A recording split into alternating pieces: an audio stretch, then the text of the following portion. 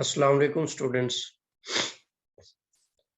आज हमारा linear algebra का लेक्चर नंबर 12 है। इसके अंदर हम singular and non singular transformations को डिस्कस करेंगे। इसके अलावा eigen values and eigen vectors, ये दो टॉपिक्स हम आज के लेक्चर के अंदर डिस्कस करने वाले हैं। फर्स्ट ऑफ ऑल हम singular and non singular transformations को डिफाइन करते हैं, इनकी एग्जांपल देखते हैं और इनसे रिलेटेड कुछ रिजल्ट्स जो है वो डिस्कस करते हैं।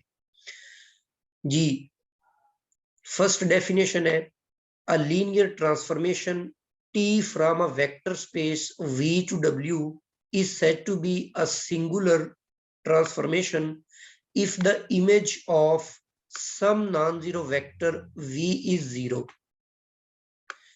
मतलब ये है कि आप एक non zero vector V pick करेंगे और उस नॉन जीरो वेक्टर के ऊपर जो ट्रांसफॉर्मेशन होगी वो आपको जीरो इमेज देगी। वेक्टर नॉन जीरो होगा लेकिन उसकी जो इमेज है वो आपके पास नॉन जीरो आ जाए। दूसरे लफ्जों में सपोज ये हमारे पास एक वेक्टर स्पेस V है और ये हमारे पास अनदर वेक्टर स्पेस W है। हमने V से W के ऊपर एक लीनियर ट्रांसफॉर्मेशन T डिफाइन कर ली और यहां से मैंने एक वेक्टर पिक कर लिया V में से V। इस V पर कंडीशन ये है कि ये V जो है ये नॉन जीरो है और यहां पर this is the zero of W। ये W के अंदर जीरो एलिमेंट पड़ा हुआ है। अब ये नॉन जीरो वेक्टर V जो है अगर इस जीरो के ऊपर मैप कर जाए तो हम इस ट्रांसफॉर्मेशन को कहेंगे कि ये सिंगुलर ट्रांसफॉर्मेशन है। जी, इसी तरह नेक्स्ट डेफिनेशन आपके पास है अ linear transformation T from V to W is said to be non singular. यहां पे ये नॉन सिंगुलर आता है।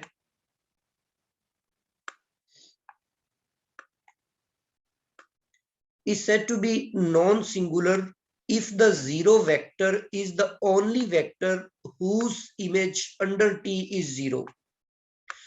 मतलब किसी भी नॉन जो सिंगुलर होती है ट्रांसफॉर्मेशन, सिंगुलर ट्रांसफॉर्मेशन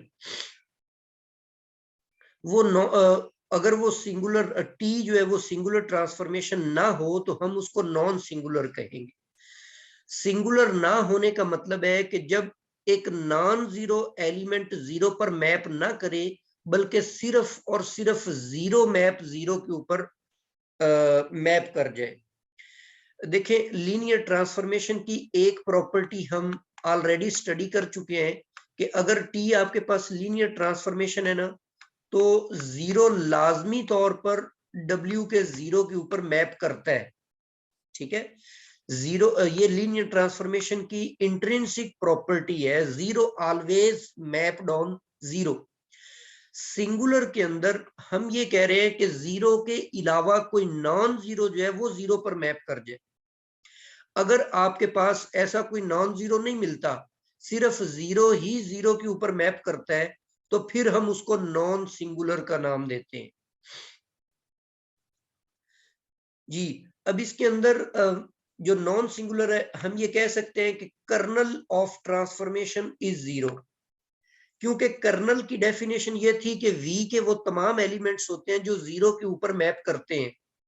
तो सिंगुलर ट्रांसफॉर्मेशन के अंदर जब कर्नल फाइंड आउट करेंगे उसमें जीरो के अलावा कोई और एलिमेंट नॉन जीरो भी होगा, जबकि अगर वो ट्रांसफॉर्मेशन आपके पास नॉन सिंगुलर होगी तो इसका मतलब ये होगा कि उसके कर्नल के अंदर सिर्फ और सिर्फ जीरो एलिमेंट आएगा, कि इस ट्रांसफॉर्मेशन में सिर्फ जीरो ही जीरो पर मैप करता है, कोई और नॉन जीरो जो है वो जीरो पर मैप नहीं करता।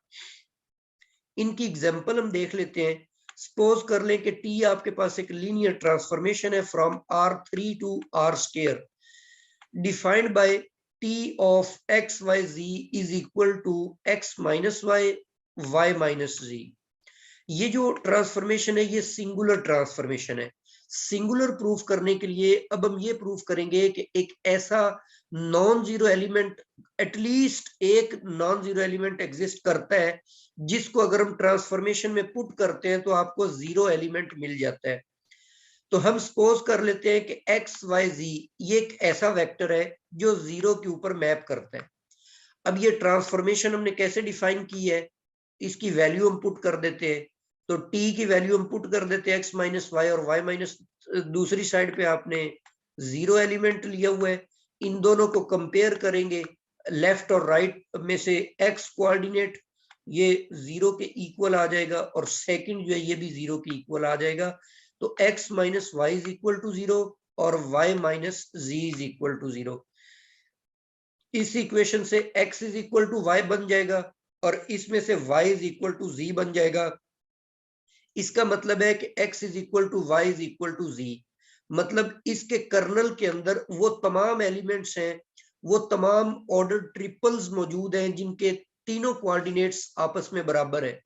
तो हम ये लिख सकते हैं कि इसका जो कर्नल है उसके अंदर ऐसे तमाम एलिमेंट्स आ जाएंगे जिनके तीनों कोऑर्डिनेट्स आपस में सेम होंगे।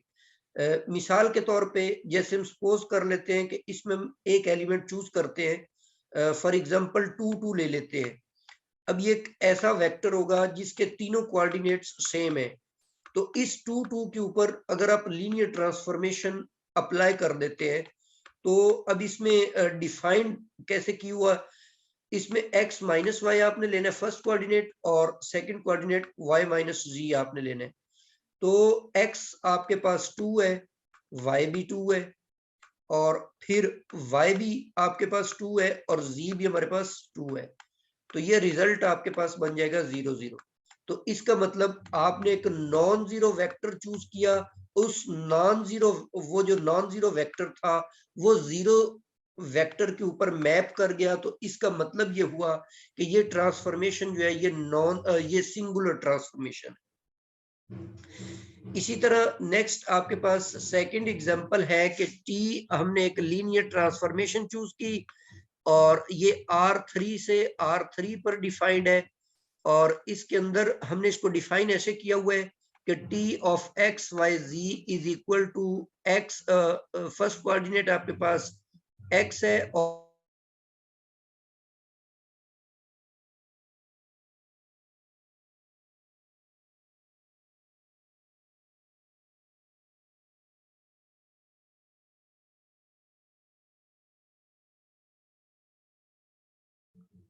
जी इसके अंदर अब x फर्स्ट कोऑर्डिनेट x है और सेकंड कोऑर्डिनेट आपके पास 2y है और थर्ड कोऑर्डिनेट आपके पास है z। तो ये जो ट्रांसफॉर्मेशन है ये आपके पास एक नॉन सिंगुलर ट्रांसफॉर्मेशन है। तो इसको भी उसी तरीके से हम फाइंड आउट कर लेते हैं। सपोज कर लेते हैं कि एक्स वाई जी एक ऐसा ऑर्डर ट्रिपल है जो 0 0 0 के ऊपर मैप कर रहा है। अब ट्रांसफॉर्मेशन जो अब डिफाइन की हुई है उसकी वैल्यू अगर हम यहाँ पे पुट कर लें तो x2y(z) ये सेकंड जो राइट साइड है वहां पर ऑर्डर ट्रिपल मौजूद है जीरो की प्लेस पे। तो इनको कंपेयर करेंगे तो यहाँ से x भी इक्वल टू 0 आ जाता है, y भी इक्वल टू 0 आ जाता है और z भी इक्वल टू 0 आ जाता है। This implies that x y z is equal to 0। तो इसके जो कर्नल के अंदर एलिमेंट्स हैं वो सारे के सारे जीरो हैं। मतलब इसमें सिर्फ और सिर्फ एक ही एलिमेंट ऐसा मौजूद है जो जीरो पर मैप करता है और वो जीरो इटसेल्फ है। तो इसका मतलब है कि ये जो ट्रांसफॉर्मेशन है ये आपके पास नॉन सिंगुलर ट्रांसफॉर्मेशन होगी। नेक्स्ट आपके पास एक थ्योरम है, first theorem, a linear transformation T from a vector space V to another vector space W is non-singular if and only if T is 1 1। अब ये आपको याद होगा कि हमने प्रीवियस लेक्चर के अंदर ये बात की थी कि जब T जो है ये 1 1 ट्रांसफॉर्मेशन होती है तो T उस वक्त 1 1 ट्रांसफॉर्मेशन होती है जब उसका कर्नल 0 0 होता है। उसका कर्नल जो होता है वो 0 होता है, सिर्फ 0 को कंटेन करता है। ठीक है, kernel of T only contain 0 element. तो उस सूरत में वो ट्रांसफॉर्मेशन 1 1 होती है। और कर्नल इक्वल टू 0 आ जाए तो ये नॉन सिंगुलर की भी कंडीशन है, तो इसका मतलब ये हुआ कि अगर वो नॉन सिंगुलर होगी तो इसका मतलब है फिर वो 1 1 है। तो ये भी एक और तरीका आपके पास आ गया कि अगर आपने चेक करना हो ट्रांसफॉर्मेशन को कि वो 1 1 है या नहीं है, तो सिर्फ आप इतना चेक कर लें कि वो नॉन सिंगुलर है, क्योंकि नॉन सिंगुलर चेक करना थोड़ा सा आसान काम होगा। उसको इक्वल टू 0 रखें, उसका कर्नल फाइंड आउट कर लें, इस तरीके से आप उसको 1 1 प्रूफ कर सकते हैं। सेकंड थ्योरम की स्टेटमेंट है कि a linear transformation T from a vector space V to another vector space W is non singular. ये नॉन सिंगुलर होगी if and only if T carries linearly independent vectors of v into linearly independent vectors of w। कल हमने ये result भी देखा था कि linear transformation जो होता है ये लीनियर इंडिपेंडेंसी को प्रिजर्व नहीं करती। लीनियर ट्रांसफॉर्मेशन लीनियरली इंडिपेंडेंट या लीनियर इंडिपेंडेंसी को प्रिजर्व नहीं करती। मतलब अगर आप कुछ v के अंदर लीनियरली इंडिपेंडेंट वेक्टर्स लेते हैं तो उनकी जो इमेजेस होती हैं वो लाजमी नहीं लीनियरली इंडिपेंडेंट हो। उसके बाद आपने एक थ्योरम देखा था कि अगर वो ट्रांसफॉर्मेशन 1 1 होगी तो फिर ये लीनियरली इंडिपेंडेंसी प्रिजर्व हो जाएगी। तो अब यहाँ पर हम वही बात कर रहे हैं कि 1 1 जो होती है वो नॉन सिंगुलर होती है। तो अगर वो नॉन सिंगुलर है तो इसका मतलब वो 1 1 है। तो इसीलिए उसके अंदर जो टी होगा वो लीनियरली इंडिपेंडेंट वेक्टर्स को लीनियरली इंडिपेंडेंट वेक्टर्स के ऊपर मैप करवाएगा। ठीक है। और तीसरा थ्योरम इसके अंदर है कि let T be a linear transformation. T आपके पास एक लीनियर ट्रांसफॉर्मेशन है and V be a finite dimensional vector space. V हमारे पास एक फाइनाइट डायमेंशनल वेक्टर स्पेस है और dimension of V is equal to dimension of range of T. Range of T निकालने का तरीका हम सीख चुके हैं। तो रेंज की जो डायमेंशन होगी अगर v की डायमेंशन के बराबर है, ये उसी वक्त पॉसिबल होगा if t is non singular.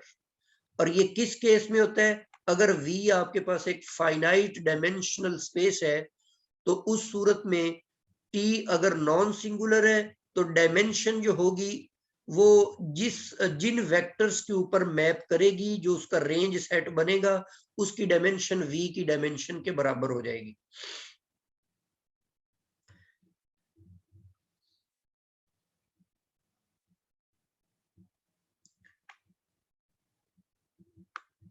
Ji next आपके पास थ्योरम है जिसके अंदर मैंने ऊपर वाले तमाम रिजल्ट्स को कंबाइन कर दिया है कि let T be a vector space t be a transformation from a vector space v to another vector space w, then the following results are equivalent। इसमें फर्स्ट ऑफ ऑल है कि t is non singular, t is 1 1, kernel is 0, dimension of v is equal to dimension of range।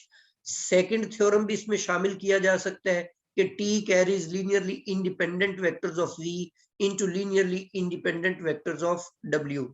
अच्छा, इसमें एक और बात का आप इजाफा कर सकते हैं, वो ये कर सकते हैं कि अगर आप t एक ऑपरेटर ले लेते हैं। अब ऑपरेटर में ये होता है कि v जो होता है वो v के ऊपर ही मैप कर रहा होता है। मतलब जो लीनियर ट्रांसफॉर्मेशन होती है अगर वो सेम वेक्टर स्पेसिस पर हो जाए तो हम उसको तब हम उसको ऑपरेटर का नाम देते हैं।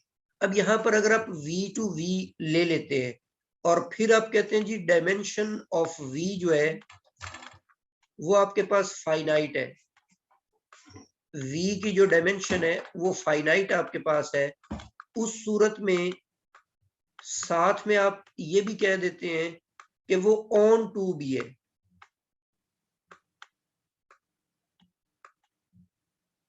ठीक है, तो फिर ये सारे जो रिजल्ट्स होंगे ये ट्रू होंगे।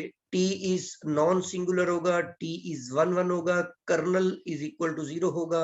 लेकिन यहां पर आपके पास अगर w को लिखना चाहते हैं तो लास्ट जो फोर्थ रिजल्ट मैंने लिखा है इसको फिर आप यूं लिखेंगे कि dimension of v is equal to dimension of w।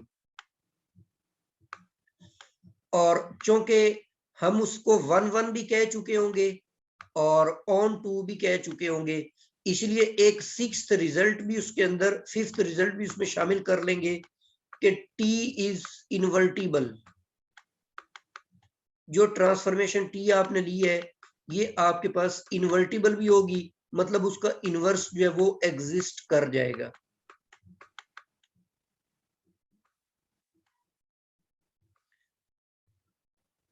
अच्छा, ये इनवर्टिबल वाला केस सिर्फ उस वक्त ट्रू होगा जब दोनों की डायमेंशन आपस में बराबर हो जाए।